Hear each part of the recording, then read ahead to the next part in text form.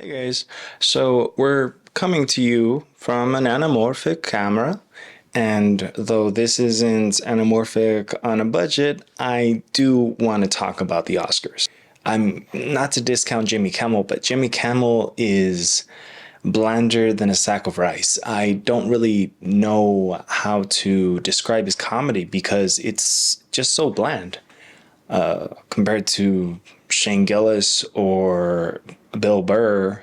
He may have been in the industry for a long time, but he doesn't have that that weight that Conan does, or anybody who's actually funny.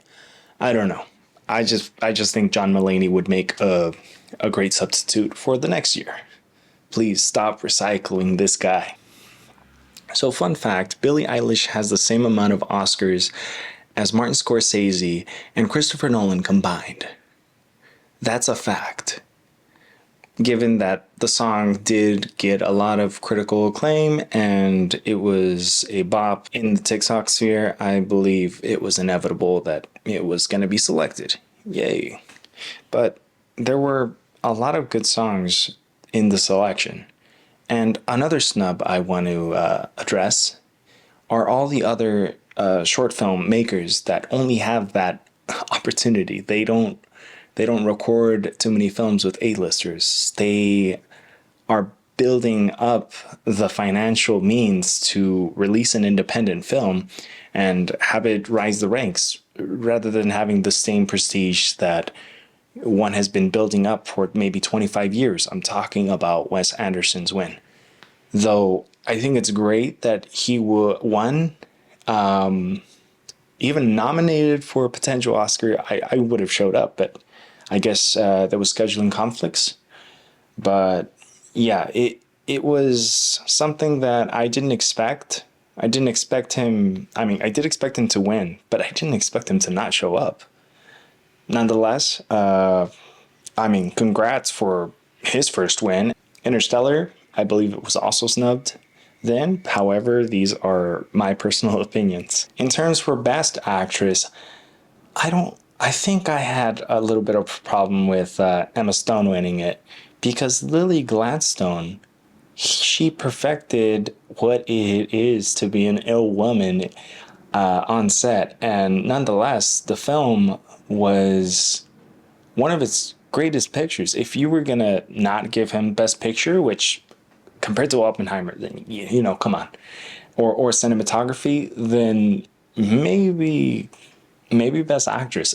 I think that she did her best job in interpreting it. Martin Scorsese likes to use the real people, and he used a real native. And the way it was shot was just stupendous. I just finished watching it. Maybe I'm just in the honeymoon phase.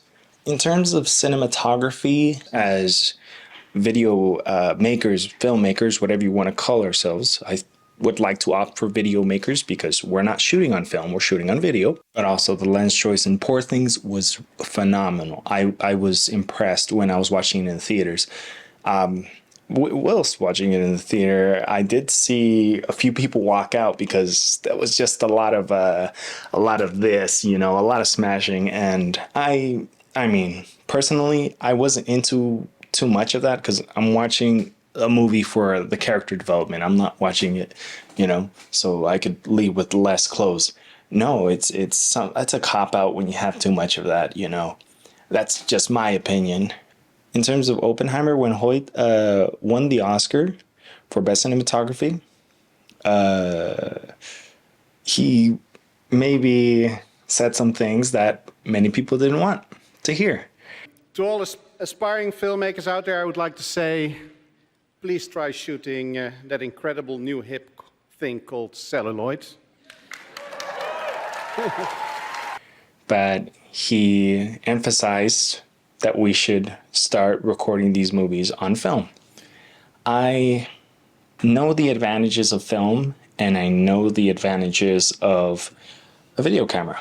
Simply, I could delete this and start all over, then have to go outside like a non-Reddit user and have to insert another roll of film because I didn't like the shot or it was out of focus or whatever. most of the Oscar winners this year were shooting on film.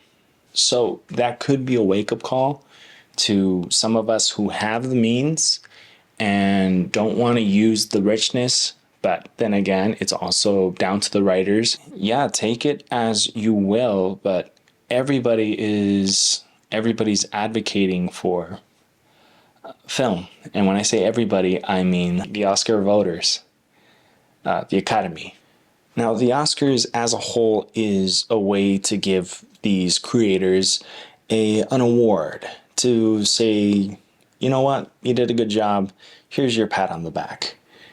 When really some of the best actors never won an Oscar.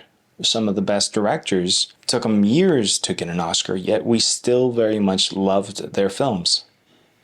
And I think that it doesn't really set it in stone that they are the best or whatever. Stanley Kubrick took a while to earn his Oscar. We still know that he's the GOAT, Oscar or not. This goes the same for the Grammys. But then again, if you only select one, you're going to disappoint everybody who was rooting for the other artists or filmmakers in this case. And I think the thing that mattered most was the real Oscars, the profit margins. And Disney missed out a lot because they wanted to shoot for an agenda. A24, yes, it does somewhat have a little bit of an alignment to that, but at the same time, they give their directors an artistic freedom that is unparalleled. And even Nolan had an issue with Time Warner. That's why he went to Universal. And Universal made a killing because they trusted a director. When you don't trust a director, when you want it to be like a factory of films, you end up with the Marvels, or you end up with Ant-Man and the Wasp without Ant-Man and the Wasp. That's the problem with these business-centric type of movies. It's so out of touch, brand appealing nonsense, as well as appeasing the 2% that cry loud enough that so and so looked like this. Also, it doesn't matter what you look like. I think that kills art. But yeah, that's my take on the Oscars.